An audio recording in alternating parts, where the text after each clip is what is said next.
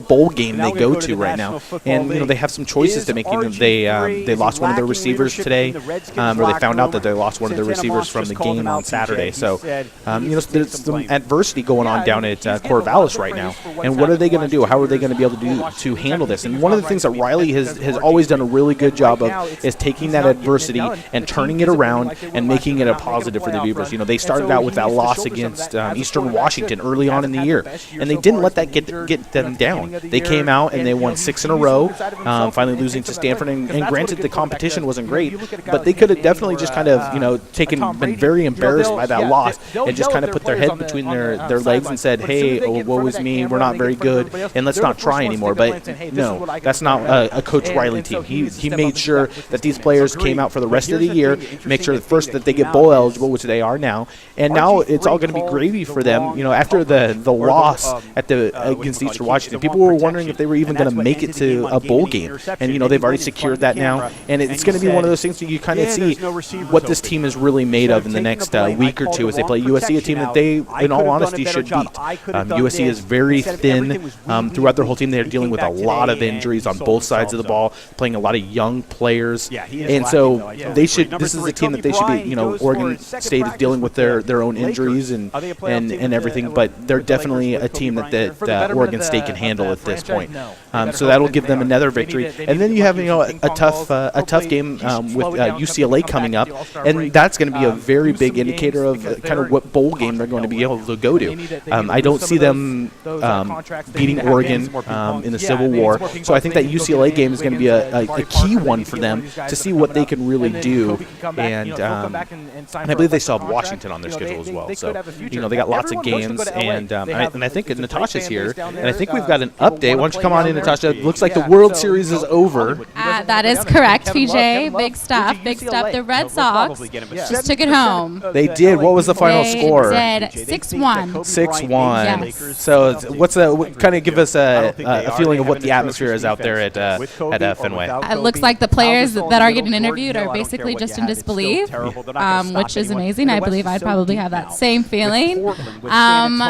Just crazy. Everyone just seems like they're in a good spirits, good mood. As they should be. Yeah, last year they finished last in their division, and this year they win the World Series. They made a big trade last year when they traded a bunch of their high-profile players to the Dodgers, and they cut a lot of their salary in order to make the moves that they made this offseason, and it looks like it's really paid off for them. Right. I think that's amazing. I think sometimes you have to take a crazy gamble like that in order to come out ahead. So yeah, so go them. Yeah, and they've had a lot of people step. We talked about Big Papi a little bit earlier.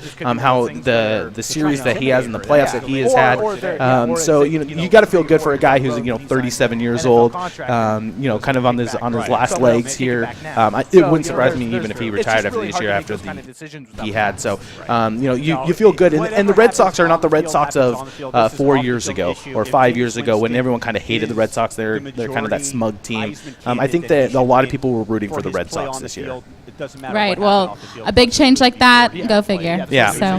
All right. Well, thank you very much. Thank you. We're going to get an update. We're going to get you. I know you got some riders that you're going to be talking to a little bit later. So we're going to get an idea of what these riders like to do out here on the park. Sounds good. All right. We'll see you in a little bit.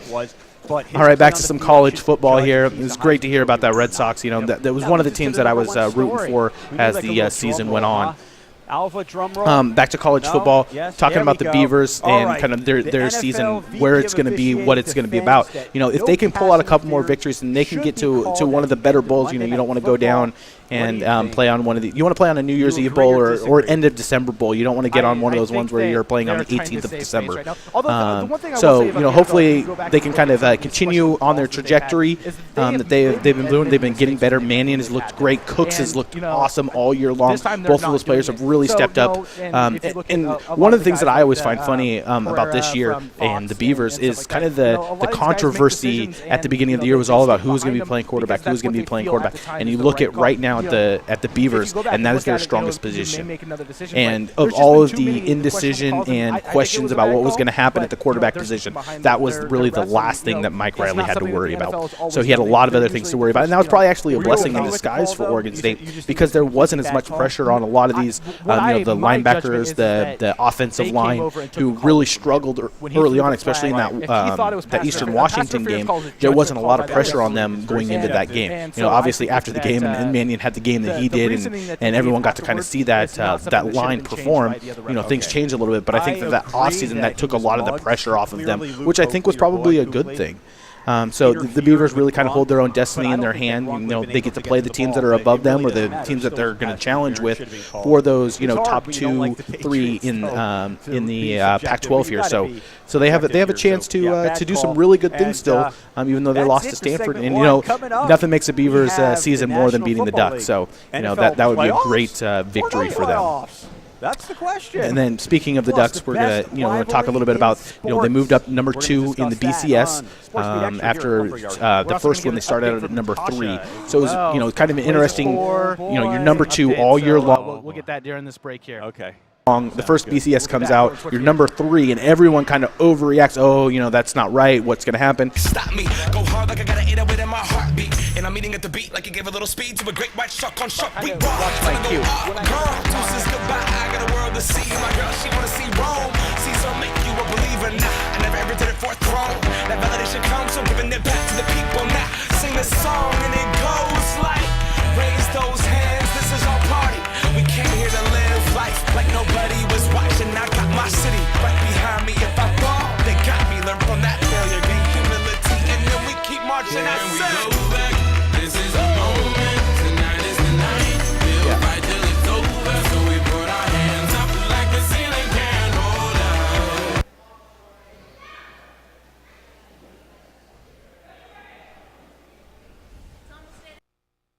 us. 1-2 broadcasting right now live at the Lumberyard in Portland, Northwest Portland. Checking, testing, 1-2, test, 1-2, 1-2, testing, 1-2. Testing, 1-2, test, 1-2, 1-2, test, test, test. Checking, 1-2, broadcasting live at the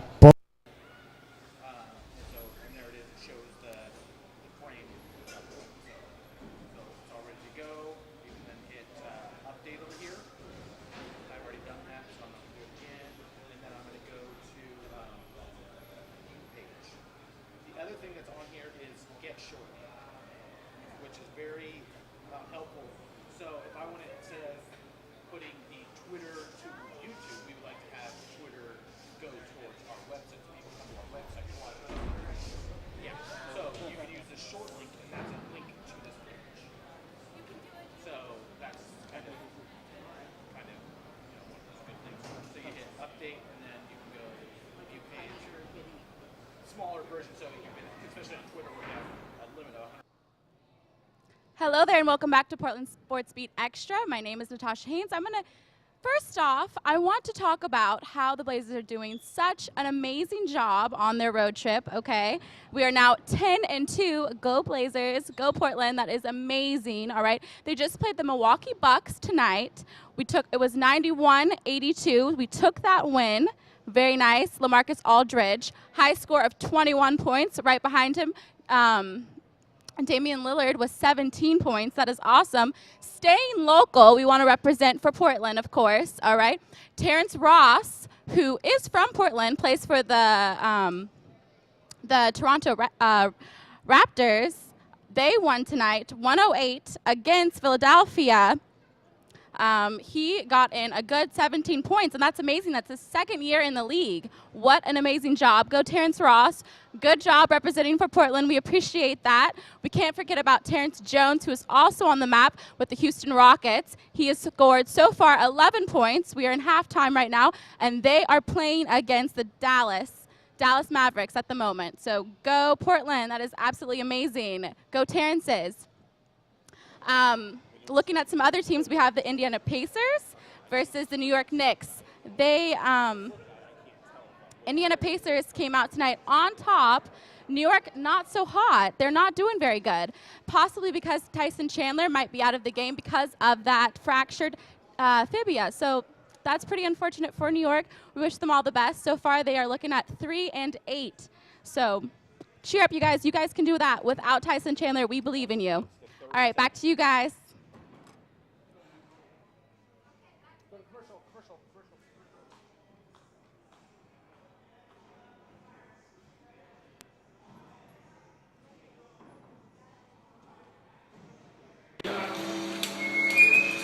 Lumberyard pump track.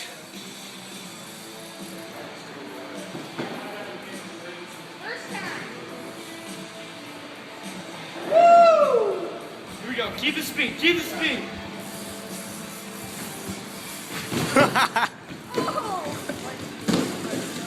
That looks awesome. Bike is all the way over there.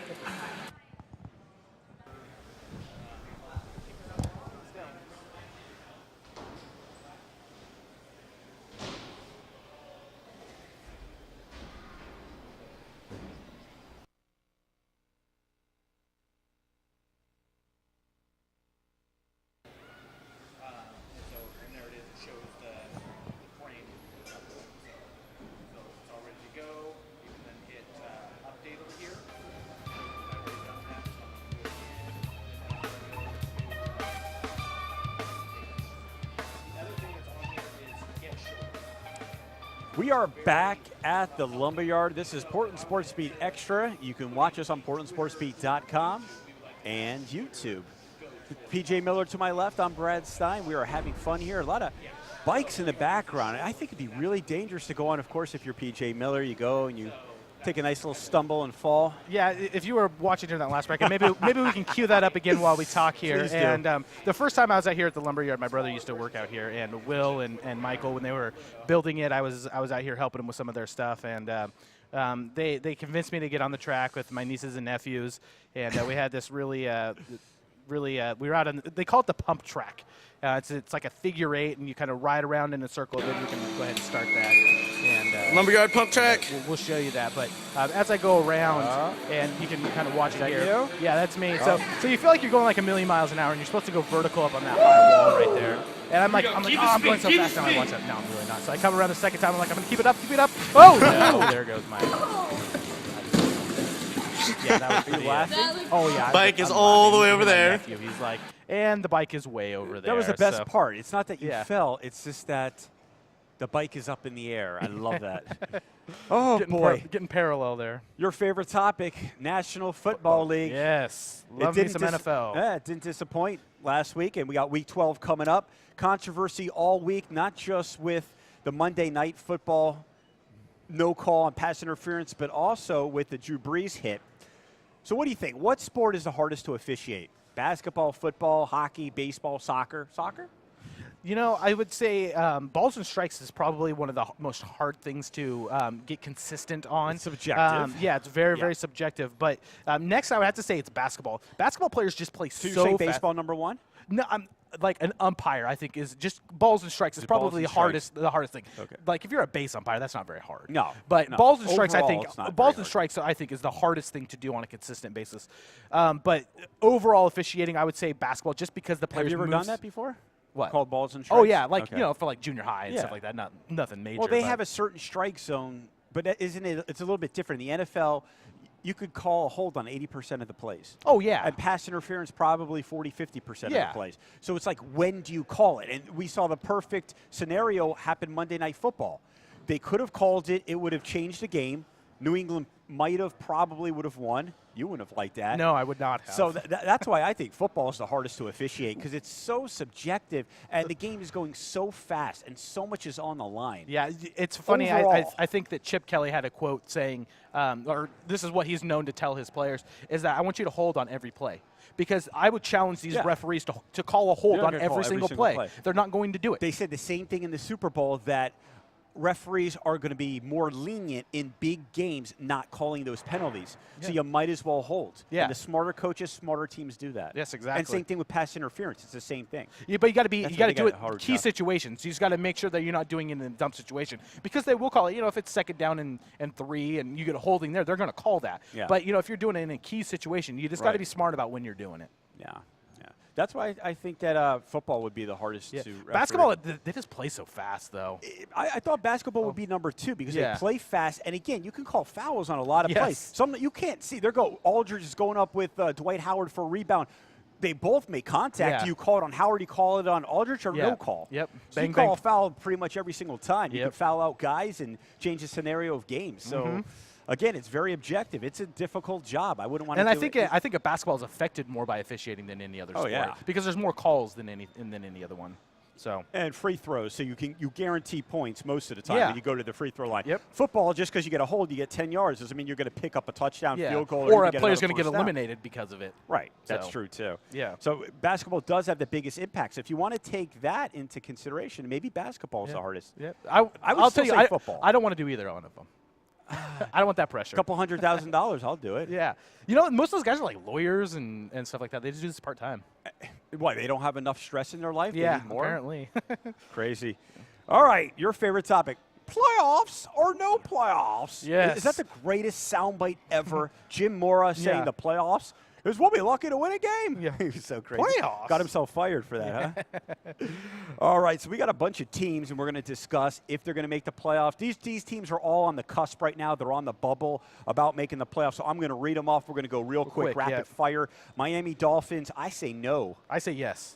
I had Still- them. you're still going I'm with still them. going with You're Miami still Dolphins. going with them. Those Yeah. stinking Dolphins. What do you like about them? I just think they, you know, a lot of controversy going on right now, and I think the biggest thing is going to be what's going to happen with their offensive line. Is Incognito and Martin are gone now. They're is gone. their line going to be able to hold up to it? The line was even that good with them. That's the problem. They were. I think was they were still. average. Yeah, they were still. But their defense is pretty good. Their defense isn't that good. Yeah, their defense is pretty good. not- I think it's they not have good a enough. chance. I think that the biggest question is going to be their offensive line. Are they going to? Okay, and they don't run the Yeah. ball either. I don't like them. And then Yeah. the Jets, that's another team that's around 5-5.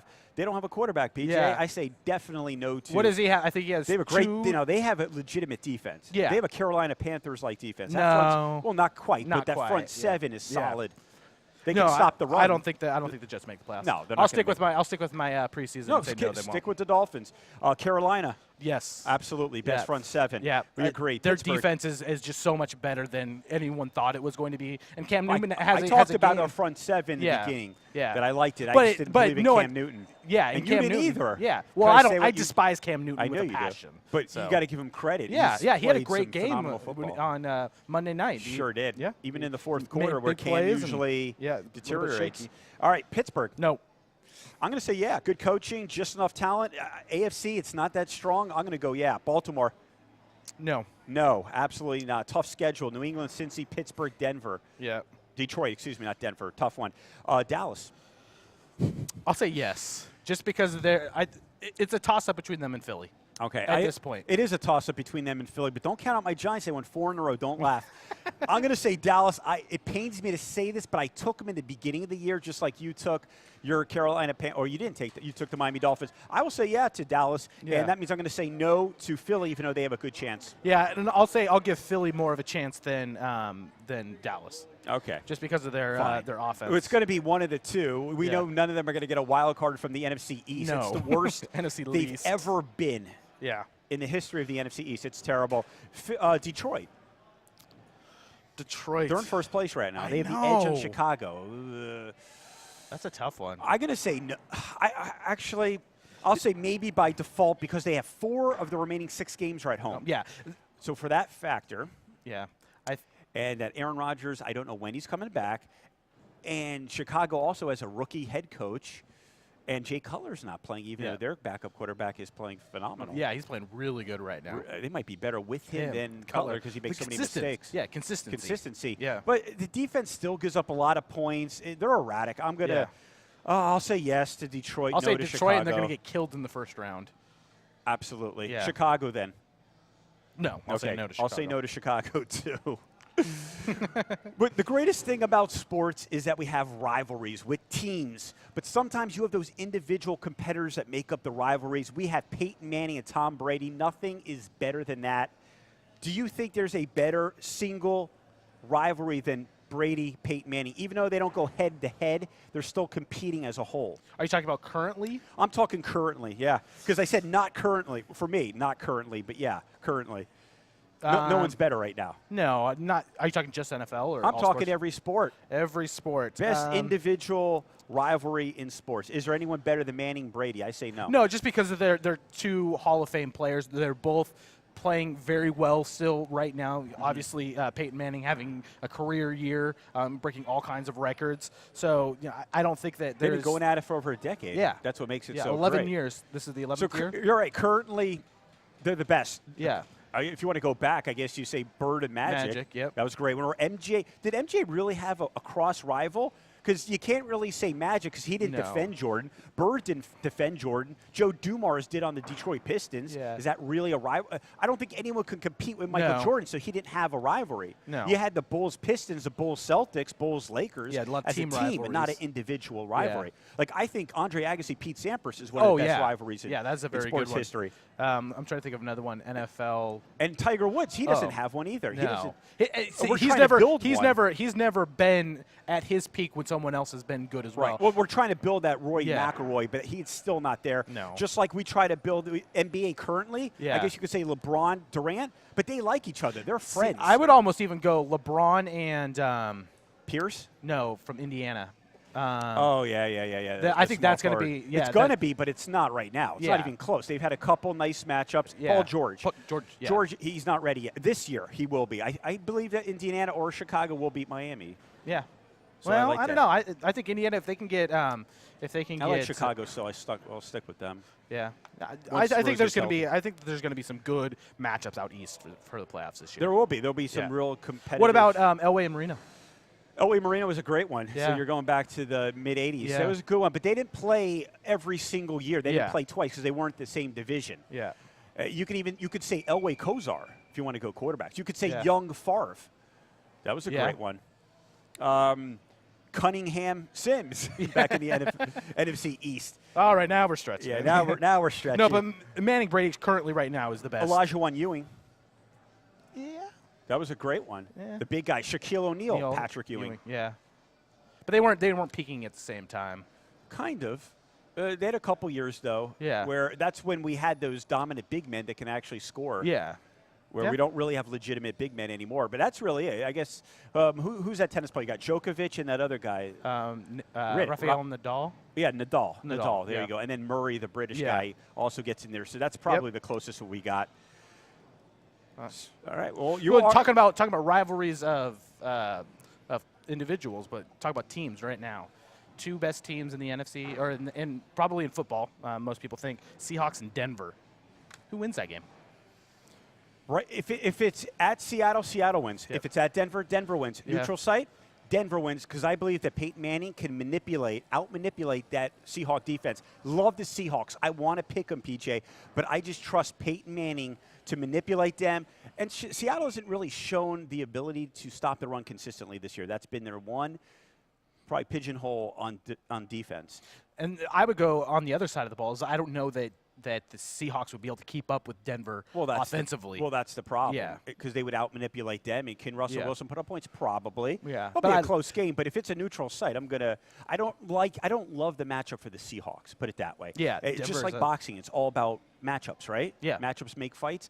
I don't like that for the Seahawks. I think Yeah. the Seahawks pretty much match up against every other team better. I don't Yeah. think any other team can beat Seattle in the postseason. I think that would be a great matchup, though, because you get that strong secondary from Seattle going against those playmaking receivers from Mm-hmm. Denver, and then having Peyton Manning back there trying to dice them up. I What think that would be a great, and then being would able be. It would be. to have the front seven be able to just kind of pin their ears back and try to get to Manning, because that's the thing. If you can get to Manning early. you can put some pressure on him, and you can Sure. Make rough him him up step- a little bit and Get him from the edge, make him step up Yep. on the pocket. You got to hit him early, first, and Yep. second, and keep hitting him. Yeah. If you can do that, then they could beat them. And I think that they have the playmakers on the outside defensively to be able to do something. So Seattle's only loss was against the Indianapolis Colts. Yep. Andrew Luck put up some numbers. A quarterback who can manipulate the defense. I think that Peyton Manning would have the same type of luck. Yep. That's why I go over there. All right, we got Judge Stein coming up next. Oh man, 3 cases, 2 counselors, 1 judge. That is next. We're at the Lumberyard here. This is Portland SportsBeat Extra. PJ Miller, I'm Brad Stein. Thank you for watching.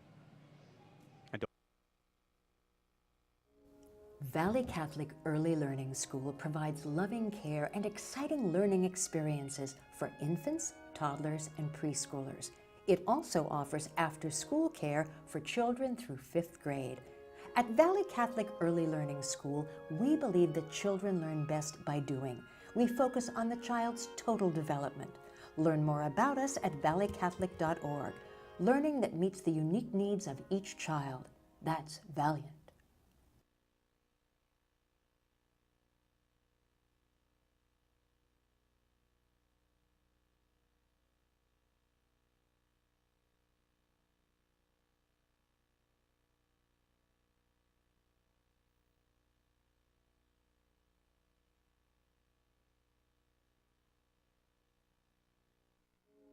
Valley Catholic, home to exceptional academic programs, serving students in pre-kindergarten through 12th grade, award-winning faculty, championship athletics, a renowned music school, drama and art.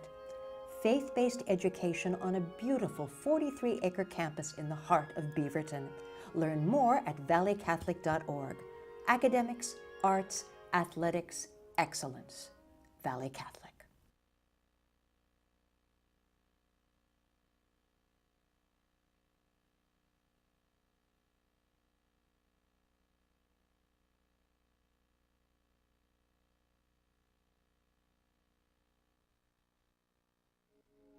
Valley Catholic High School will host its 2013 open house on Sunday, October 13th from 1 to 4.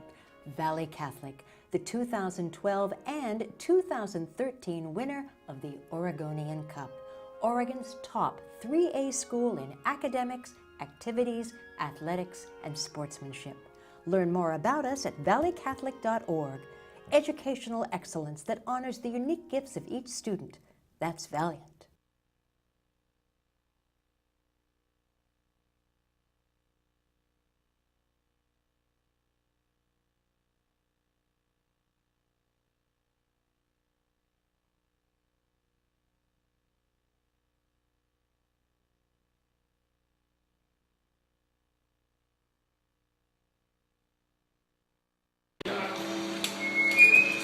Lumberyard pump track.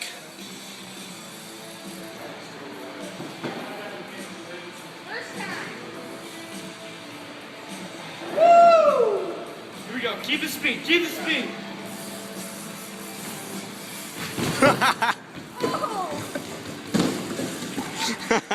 That looked awesome. Bike is all the way over there.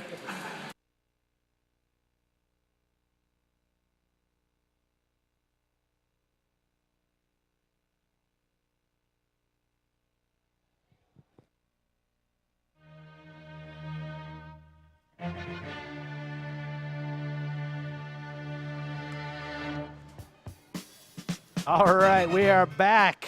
Portland SportsBeat Extra. Brad's favorite segment, Judge Stein, coming into the court.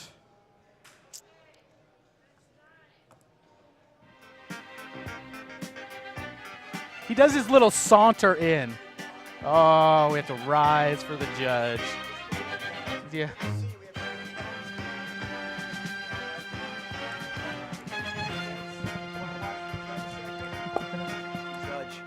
All right, Brad Stein, Judge Stein is here. All right. Also with us is Septi, and he's going to be one of our counselors today. So we're going to be passionately arguing about some topics that we both feel very, very passionate about. So I think it's going to be some good time. So thanks for coming on. No problem. All right, and you play soccer over at Concordia, right? Yes, I do. When is you guys' next game? We are done for the Oh, year. you We lost the lost- conference finals. Yeah. You guys had a great year, though. So. Congratulations on your year. Thank you. Yeah, and you're a senior this year, right? Yes, I was. Yeah, so Well, hopefully you can beat PJ, so at least you'll win once this week. Oh yeah. Of course. Oh, all right. With that, let's go ahead and get this. Let's get this started now, we're Brad. gonna get this started. You rush me, I'm rushing you. All right, please raise your right hands. Do you swear to tell the truth, the whole truth, nothing but the truth, so help the sport of law? I do. All right. Sounds good. Beautiful. We're going to start with case number 1. Pop Warner football had a 10% decline in participation over the last 2 years, mostly attributed to head trauma, concussions, all that stuff. Pop Warner is dangerous. It should be eradicated. End of story. That is it. Defense, PJ Miller. Prosecution, Septi. The defense may start first, please. Yeah. Kids are getting hurt. I've talked about this before. I coached a young player when he was in junior high. It was 8th graders. In a scrimmage, he got hit in the head, ended up having a brain bleed inside of his head, basically what a concussion is. Didn't even know it at the time. He's kind of had a headache. We had to rush him to the hospital. He almost died because of it. These kids at that young of an age, their bodies are not able to sustain those kind of injuries. We need to make it so high school, you can start playing now, because that's when your body is starting to mature. You have a bigger skeletal, muscles, you have definition and tone that you don't have when you're little. So these kids, you can do lots of stuff. You can still play flag football. There's lots of things you can do, but you don't have to put these kids in harm's way. Let me tell you something. I have never heard of a contact sport that doesn't involve injuries. You have kids playing football. Of course they're going to get hurt, you know. Kids always get hurt. If I'm going to have kids, I want them to be able to start practicing at a young age. Nowadays, you have all kind of helmets, protection, and they're going to be able to play without getting injured. Excuse me, Counselor, can't they play another game like flag football? Do they have to have the contact? Can't they play football where it's non-contact? It's not football anymore. If you play flag football, it's not football anymore. It's like, oh, I can't tackle you. What? There's no fun in that. It's not, but what about safety? Safety is not an issue. So if you're a parent, you're going to allow your 7-year-old son to play? Yes, I am. And risk head trauma? Well, if he wants to play football, then he's got to learn how to get injured and then get healthy and then go again. Thank you. You have anything to add, defense? My only thing is that it's not worth the risk of these kids dying. And we're learning more and more about the long-term repercussions of concussions, and we don't even fully understand it yet, and it's only going to get worse. Anything to add, prosecution? I'm going to leave it there. You're going to leave it there. All right. I'm deliberating in my mind. Both of you made some compelling arguments, and I really appreciate it. I just can't get past the fact that Pop Warner really serves no purpose. Most of them aren't even learning the proper techniques. PJ, how many times did you see kids not learn how to tackle and block properly, where these kids were susceptible to injuries, head trauma, concussions? We don't need it. Let them play flag football. Let's have Pop Warner clinics where they learn fundamental skills. They can throw, they can catch, they can run. Yeah, they can learn how to tackle on dummies. They don't need to bang helmets. It's not worth it. We need to take this away from parents like you, Septi, that think it's okay. It's not okay. Let's eradicate it. Brains, body, they're still developing. Get rid of it. The judge has spoken. PJ wins. Case number 2, boys. Jonathan Martin, the old ex-offensive tackle of the Miami Dolphins, will not be welcomed back in any NFL locker room if he decides to return to the NFL. A lot of players think that he's weak mentally, physically, emotionally. Defense, you may start. That's you, PJ Miller. Yeah. There's certain unwritten rules about a locker room. We've all played sports before. We know about these unwritten rules. What happens, it's like Vegas. What happens in the locker room stays in the locker room. You don't take your issues outside of that locker room. It doesn't matter what is going on. If you have an issue with something that's going on inside of there, then you take care of it inside that locker room. The biggest thing that tells me that there's going to be a big issue is that every single, to a man in that Dolphin locker room, is standing behind Richie Incognito. They're not saying that everything that he did was right. It's that what Jonathan Martin did was very, very wrong by going outside of that locker room. Prosecution, Mr. Septi, please. I have a lot of respect for Martin because you know what he did? He stood up for himself. And he came out and he said, okay, this is enough. Enough is enough. You're not going to treat me the way you treated me in the last year. This guy's not a rookie anymore. This guy's a sophomore, okay? He was a star player, offensive tackle. He's 24 years old. Of course, people are going to welcome him back into their locker room, okay? You're not going to take a center round picker and then you're just going to throw him away. People are going to welcome this guy back into their locker room because offensive tackle is a very important position and teams want that. Rising star, people want that. Any team wants a rising star. Counselor Miller, anything to add? No, I think I made it pretty clear that it doesn't matter how good you are. If the people, it matters how good you are. Chad Ochocinco, he destroyed locker rooms. Septi, anything to add? Of course, Counselor it matters Septi. how good you are.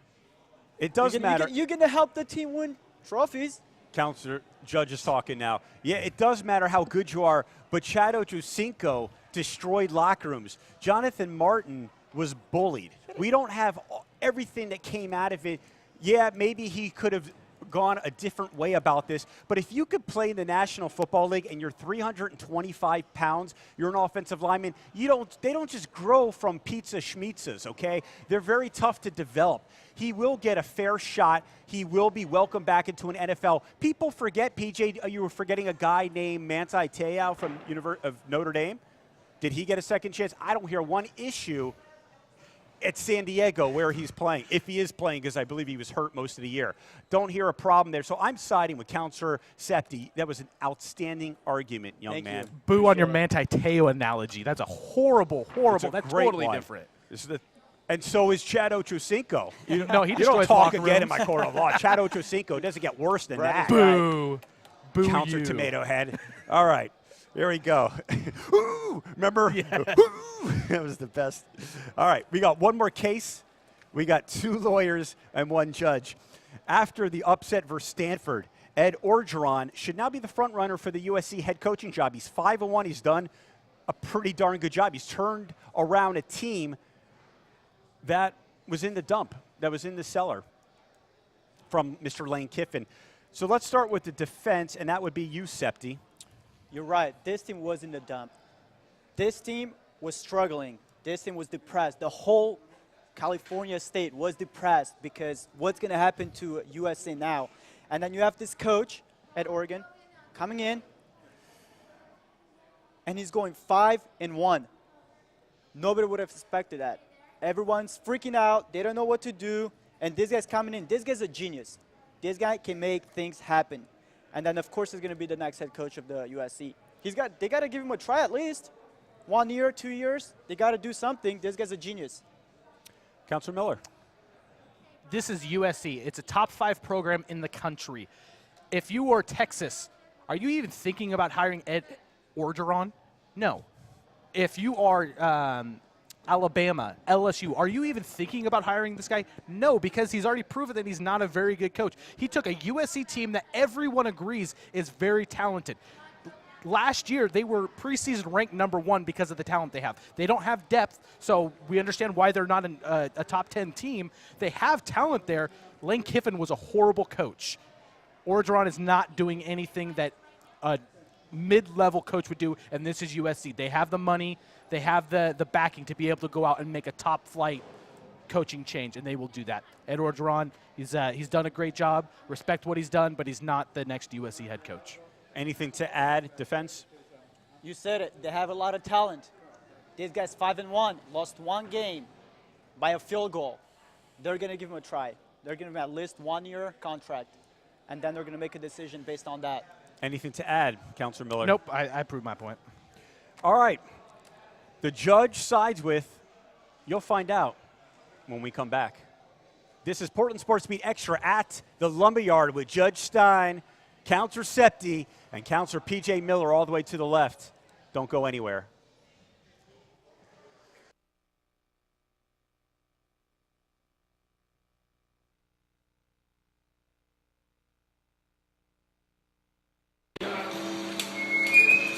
Lumberyard pump track.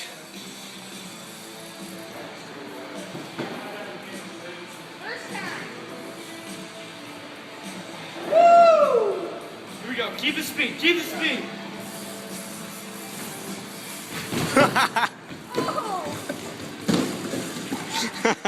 That looked awesome. Bike is all the way over there.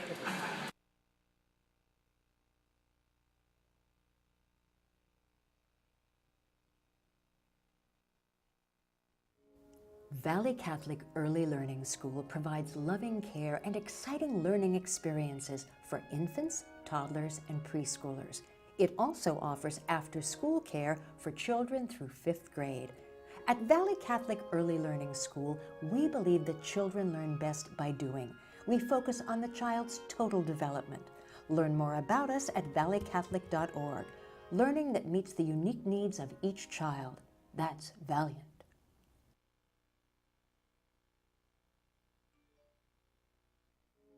Valley Catholic, home to exceptional academic programs, serving students in pre-kindergarten through 12th grade, award-winning faculty, championship athletics, a renowned music school, drama and art. faith-based education on a beautiful 43-acre campus in the heart of Beaverton. Learn more at valleycatholic.org. Academics, arts, athletics, excellence. Valley Catholic.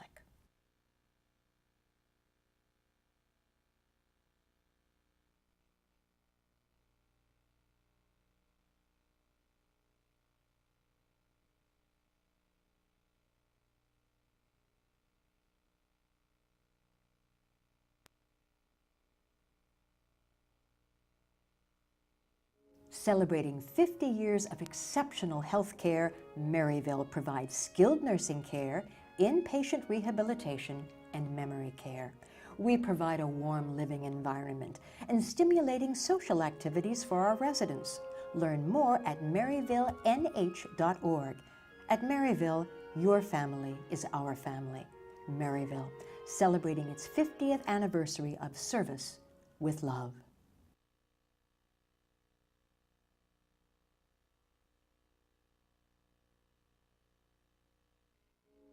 Valley Catholic High School will host its 2013 open house on Sunday, October 13th from 1 to 4. Valley Catholic, the 2012 and 2013 winner of the Oregonian Cup, Oregon's top 3A school in academics, activities, athletics, and sportsmanship. Learn more about us at valleycatholic.org. Educational excellence that honors the unique gifts of each student.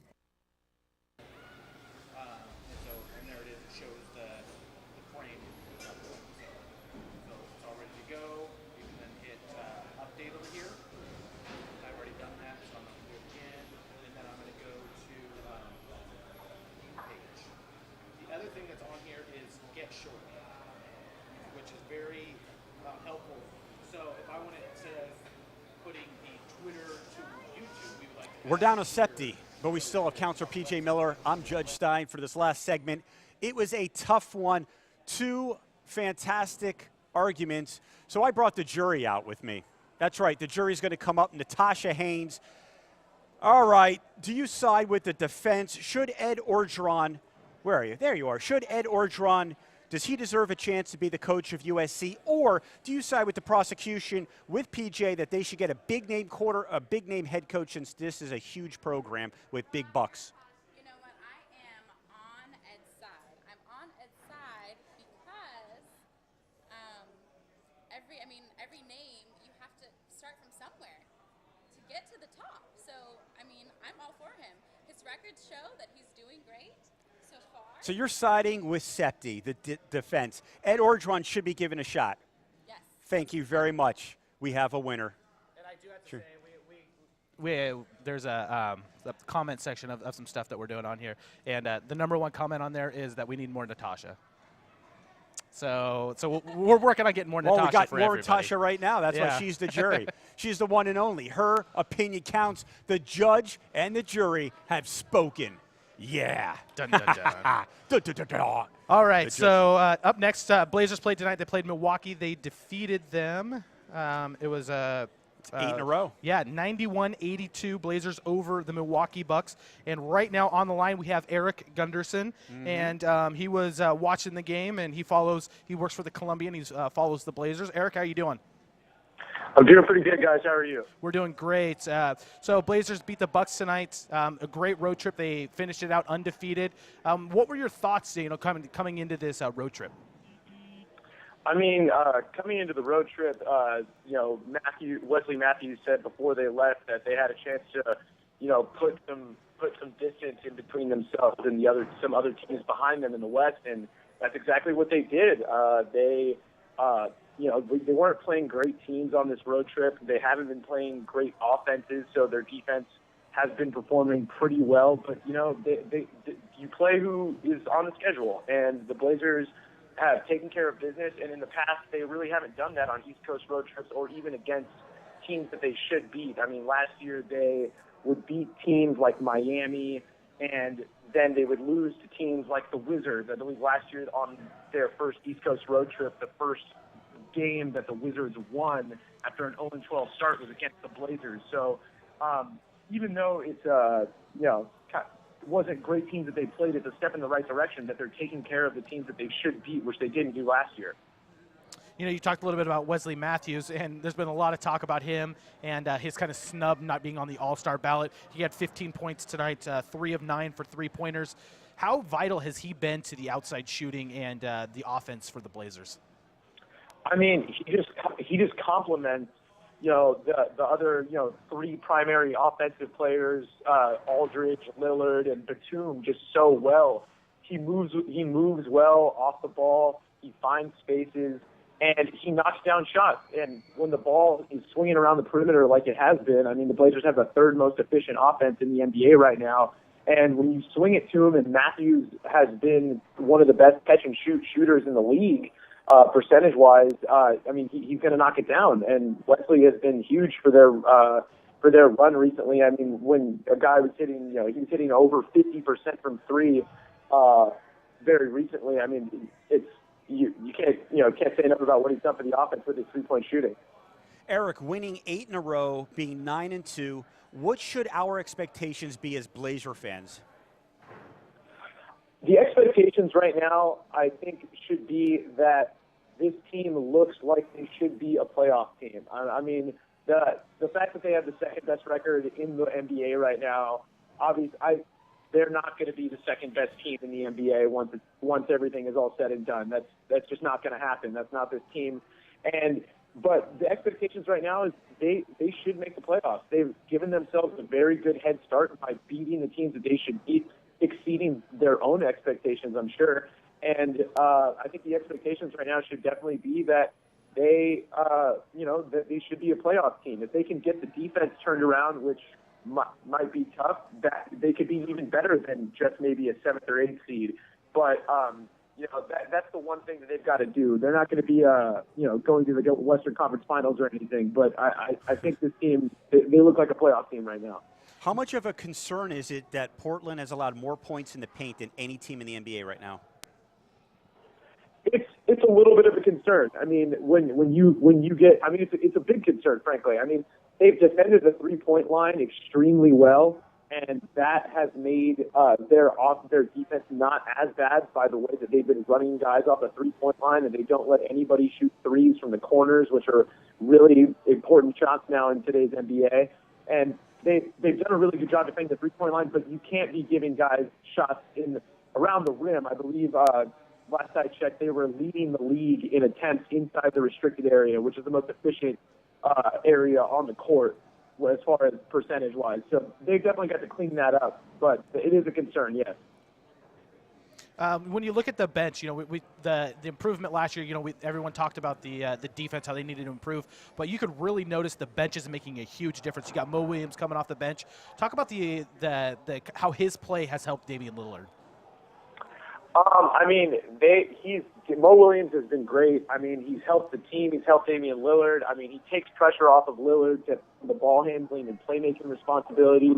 They play together a lot. I mean, we saw last year with Eric Maynor, and Mo Williams is far more talented. He's a better shooter, a better scorer than Eric Maynor. And last year when they got Eric Maynor, Lillard went on a tear. His efficiency went through the roof, and the Blazers had about a 15-game stretch where they were the best offense in the NBA last year. So adding that secondary ball handler and it being Mo Williams has helped greatly, and it's helped Damian a lot.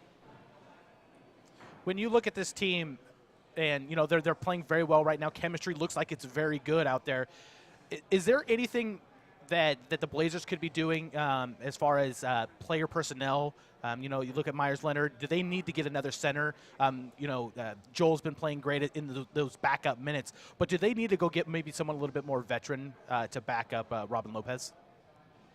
There's been lots of talk. I mean, Lopez has been very good, and he's been much better in the center position than J.J. Hickson was last year, providing what they need more out of the center position. I mean, he plays defense, he attacks the glass, he gets rebounds, and the team has been rebounding better with Lopez on the court. Joel Freeland has been really solid, and he's giving you what you want out of a backup center. There's been some trade rumors floating around. People have been throwing out the idea that Houston's Omer Sheik is very unhappy, and that that would be an upgrade from Robin Lopez, but I don't know how feasible a deal like that would be. But, Lopez has been great, and, you never know. But right now, I mean, Freeland's really giving them what they need out of that backup center position. He gives them energy. He gives them good offensive rebounding, especially, and just lots of hustle. And, there could be an upgrade, but, right now it seems like Freeland is playing the backup role very well. One of the things that's really surprised me about Freeland is his shot blocking. I didn't think that he would be able to do that to the level that he has, and he's come up with, especially during this road trip, a couple of key blocks.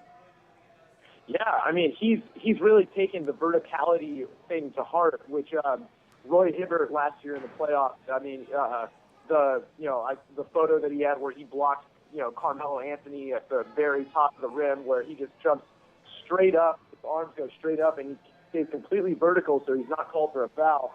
I mean, Freeland is a perfectionist with that stuff, and that's what he does really well. Is he times his jumps well, and then he just goes straight up. He's not getting called for fouls. He's contesting shots, and I mean, he even says himself he's not even trying to block shots. He says that they're throwing the ball into his hands. But he's done a great job, and the verticality thing is what he's really excelling at right now. He doesn't flail his arms around, kind of like Myers Leonard is prone to doing at times, and he's really good at contesting those shots. So Blazers coming back, they got a couple of tough games. They got Chicago coming in. What can we expect? They always talk about the hardest game in a road trip is the first game back at home. What can we expect from the Blazers over the next few games? They should keep that offense. That offense I don't think that offense is going to go down very much. That offense is going to keep humming. They move the ball well. They're playing really unselfish basketball.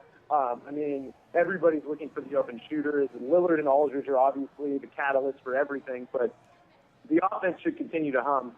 But one thing, though, they're going to want to fans should pay attention to is how they're playing on defense. I mean, you've got Derrick Rose coming to town on Friday, and then the next night you've got Stephen Curry. So this isn't going to be easy for them, and they can keep the offense going, but it's going to be a good test to see if they can get some stops against some really good teams that have really good offensive talent.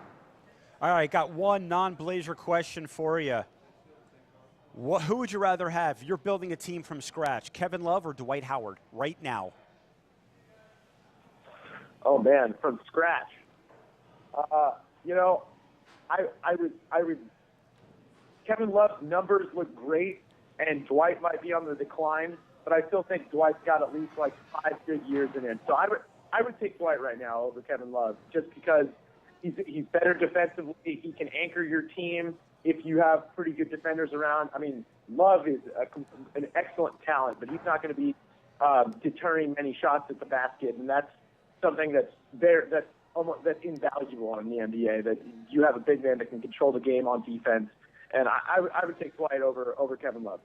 Coming out of the East, you talk about Miami, Indiana, Chicago. Who's going to be the toughest test for Miami this year? Right now, Indiana, definitely Indiana. I mean, you've got their defense has reached another level somehow after being a top 5 defense last year. And then you've got Paul George evolving into a superstar.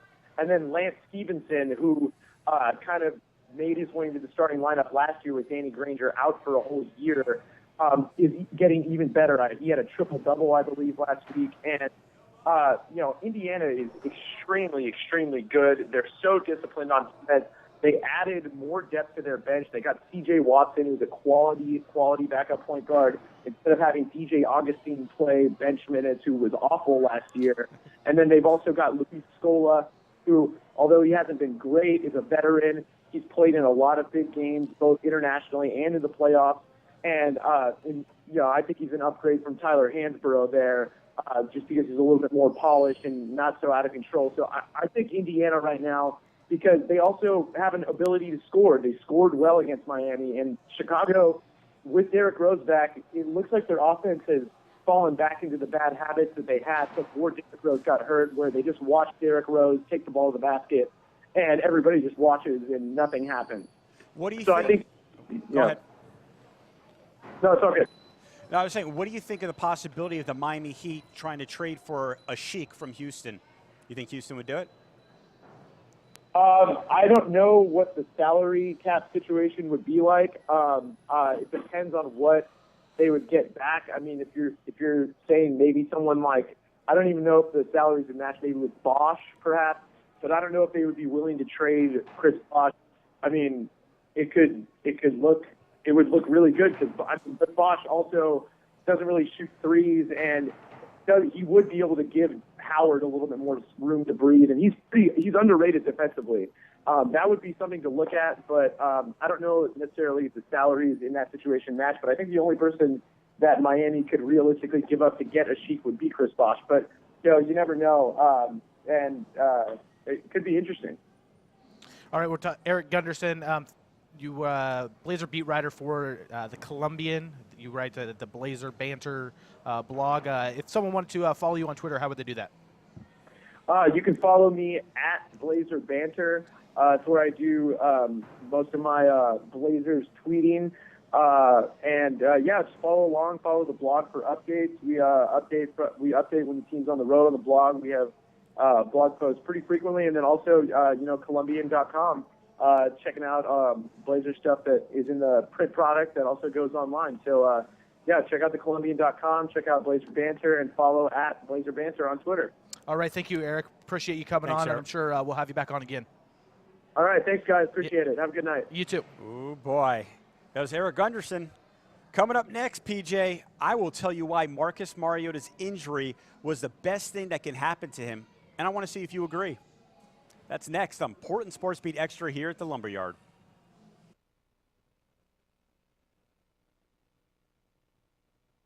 Want to broadcasting right now live at the Lumberyard in Portland, Northwest Portland. Checking, testing, 1 2, test 1 2 1 2, testing 1 2. Testing 1 2, test 1 2 1 2, test. Checking 1 2, broadcasting live at the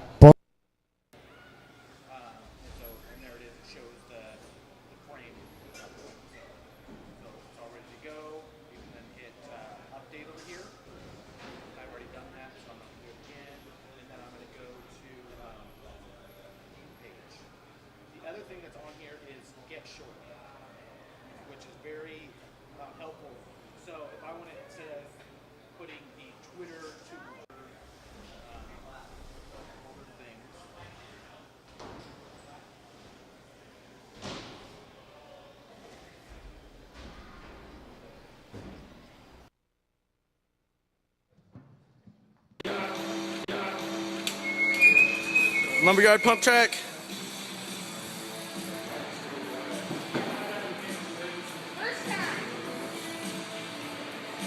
Woo! Here we go. Keep the speed. Keep the speed.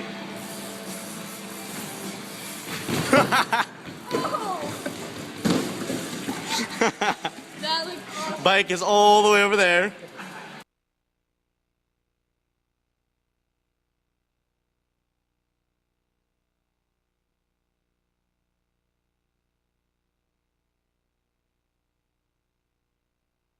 Want to broadcasting right now live at the Lumberyard in Portland, Northwest Portland.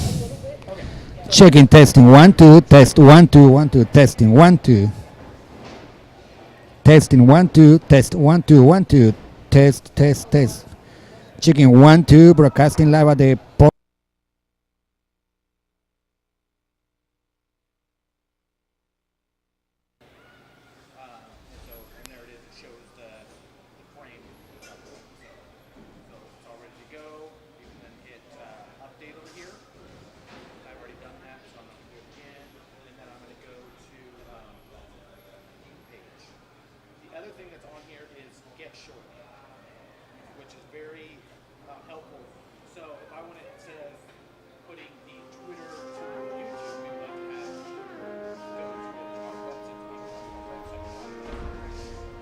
Welcome back to the Lumberyard. I am Brad Stein, joined by PJ Miller and Natasha Haynes. She's on for another segment. Thank you. That's right. I heard you brought a little friend with you named Leo. Can you show us this boy? That's right. Look at this Leo bike. is hanging out I'm right gonna steal this here kid's bike.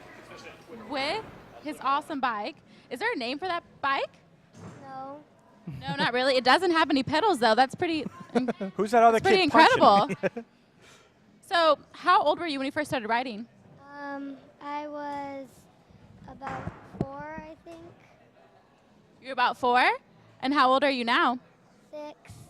You're 6. Okay, so you've got 2 years of good experience in riding. What are some fun tricks that you've learned so far? I don't know. Can you do some jumps? Can you do jumps with your bike? A little bit. What's your Little favorite? bit? What's your favorite part over here? The ramps. The green track the most. The green track the most. I can do jumps. David, this bike is called a red line bike. It's called red line because it's actually red. I got it on my 8th birthday, and I'm still 8, so I only had it for a couple of months. Okay, and how long have you been riding? That much. A couple months. A couple months. Okay, so we've got Leo's 2 years of experience and Cedar with a couple months of experience, and they obviously love what you guys do. You guys love what you do, right? Yeah. Very cool. Do you like what you do? Do you ride as well? Yeah. Yes. And how old are you? 8. 8 years old. And can we get Lucy in here? How's it going, Lucy? Good. Good. And how old are you? 7. 7. We wanted to represent for the ladies a little bit, show them that we can do it just as well as the boys. How old were you when you first started riding? 3. 3 years old. That is amazing. How old are you now? 7. 7. That is 4 years. She's outbeat the boys. That is absolutely amazing. I saw you riding around out there, and you took a spill, and she got right back up. It was absolutely amazing. Nice. Like, it just never even happened. Yeah. It was great. High five. Great job. High fives all around. You guys, awesome job. Thank you. Thank you for joining us. It's awesome to see these kids out there. I don't know if you've seen the commercial. I believe it's AT&T where the kids, and you got the one guy sitting at the table, and they're all talking, and she's talking about why is fast better than slow or something like that. And she goes, because your raisins, they'll turn into grapes if you wait too long. And then she's like, what place are you in? Kindergarten? Yeah, I just start laughing every time. He's got that straight face. Yes. He's very dry sense of humor. It's great. That's adorable. Yeah. So we're going to go ahead and skip the Ducks talk. We wanted to get some time to these young riders out here. If you got some young kids out here, Will and Michael, they do a great job with the lumberyard out here, and Craig and all the staff out here. They take care of all these riders. They have classes, so if you want to come out here and show your kids how to ride, they can help you with that. They have special nights. They have a ladies' night. I believe that's Monday night. So ladies, you can come get taken care of. Right. I believe it's half price that night. So. They got a lot of great stuff. If you want a chance to win a couple of passes, follow us on Twitter and tweet at us, Lumberyard, and we're going to give a couple of passes away to one of our viewers. So make sure you follow us on Twitter, and we'll get you taken care of at PDX SportsBeat. So follow us, and we're going to give away a couple of tickets. It's a great show tonight. We love being out here at the Lumberyard. Thank you very much. Back by popular demand, Natasha Haynes. Thank you for coming on. Haynes. Let me ask you a question before we leave. Of course. Natasha Haynes, okay, you're at a game, a football game, and you see a guy in a Speedo, no shirt, no pants, no socks. Would you want this guy thrown out of the stadium, or would you be interested in to each its own? Freedom of speech. Freedom of I wouldn't Speedo. necessarily be interested, but I definitely wouldn't want him to be thrown out of a stadium because, number one, this guy's got spirit. They took this guy and they got him out of there. It was the most disgusting Speedo with the little Miami Dolphin symbol. They took this guy and they said, "You out." I loved it. I don't agree with that. You don't agree with that? I don't because what about the kids? Yeah, what about kids? Who wants to be you don't want to subject your children to that? Okay, if the Speedo wasn't showing anything inappropriate. Leo, what about little Leo? He would have been so gross. He would have fallen off his bike. Okay, Poor but kid. in Europe, a Speedo is, the thing. It is. That's the thing at a about it. So football game? it's not necessarily, we need to be more up to date with this. It's not. At a football game, Natasha Haynes? I'm sorry, but I'm on Speedo guy's side. That's how I feel. Wow. So it's 2 against 1. It is. I'm surprised you sided with me, PJ Miller. We do usually argue and disagree. Well, again, we want to say thank you very much for everyone for tuning in. Every Wednesday, we're gonna be doing this for the next couple of Wednesdays. We're gonna be doing extra.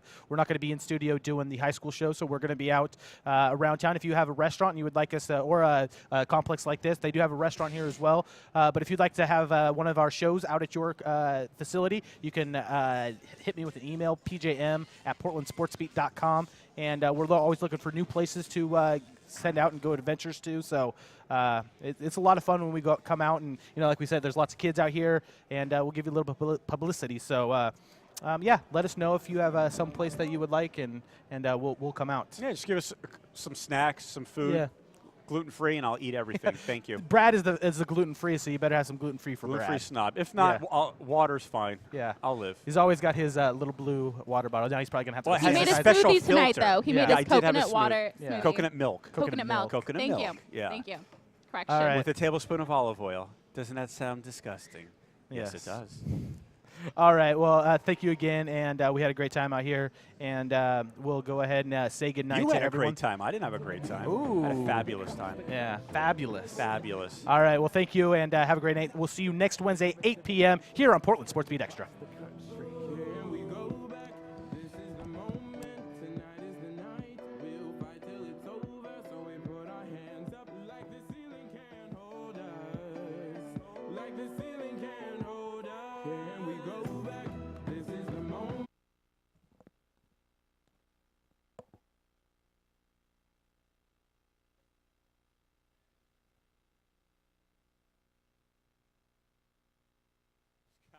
This guy's great right here.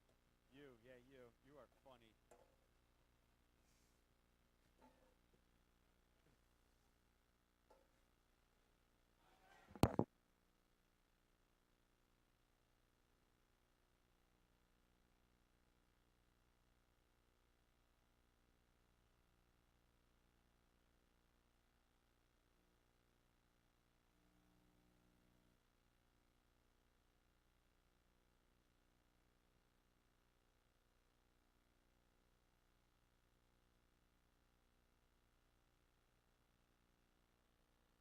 Testing 1. 1, 2, test 1.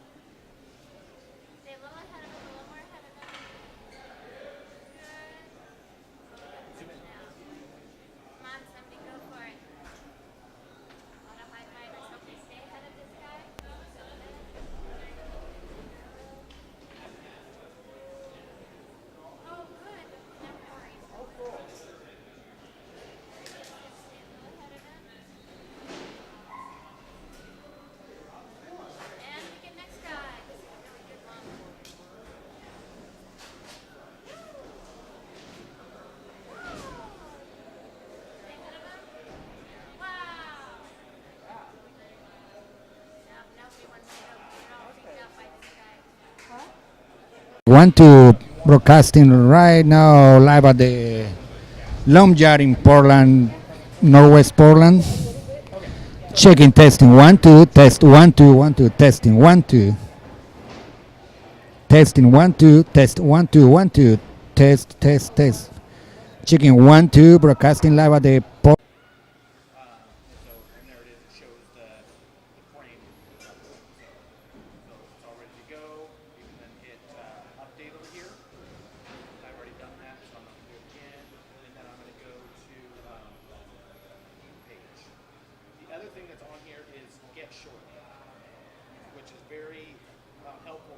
So if I wanted, instead of putting the Twitter to YouTube, we would like to have Twitter go towards our website, so people come to our website and watch it.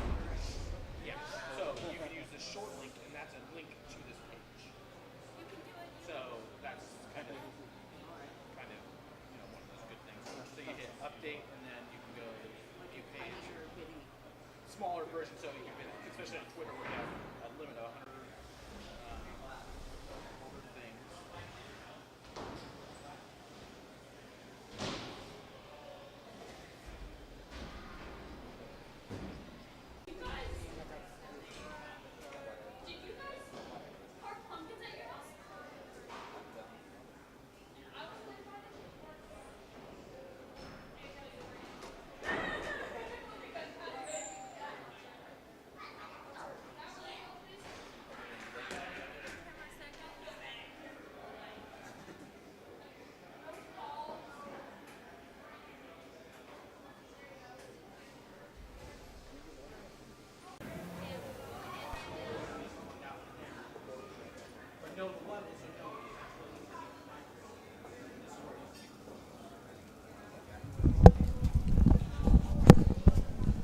Are you still there, Ryan?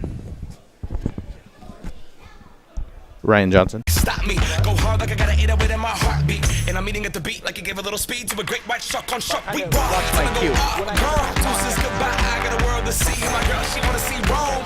Caesar make you a believer, nah. I never ever did it for a throne. That validation comes from giving it back to the people now.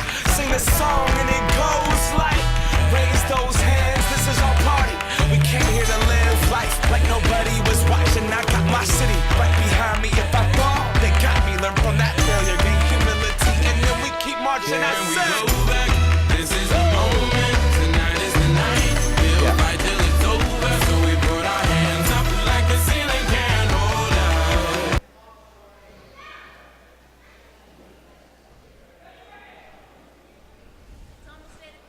Yep.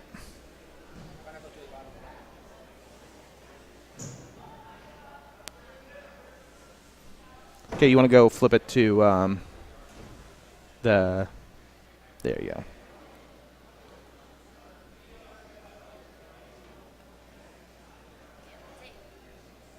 We gotta wait for Ali now.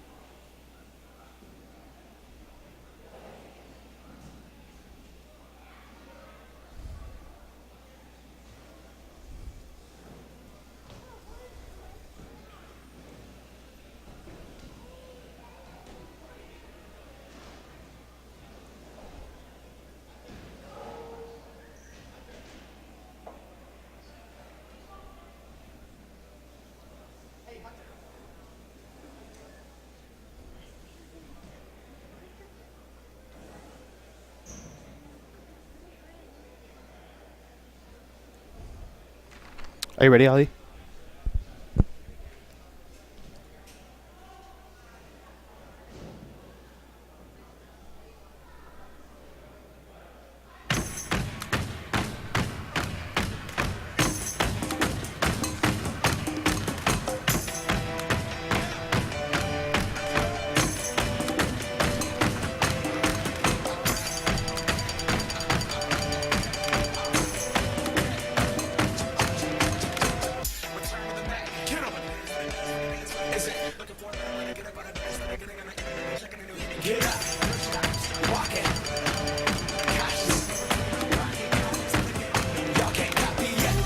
All right, welcome in Portland SportsBeat Extra. We are out here at the mountain bike park. Here it's called the Lumberyard off 82nd in Portland, right across from Madison High School. It's a great venue if you have ever done any biking, whether it be mountain biking or some street biking.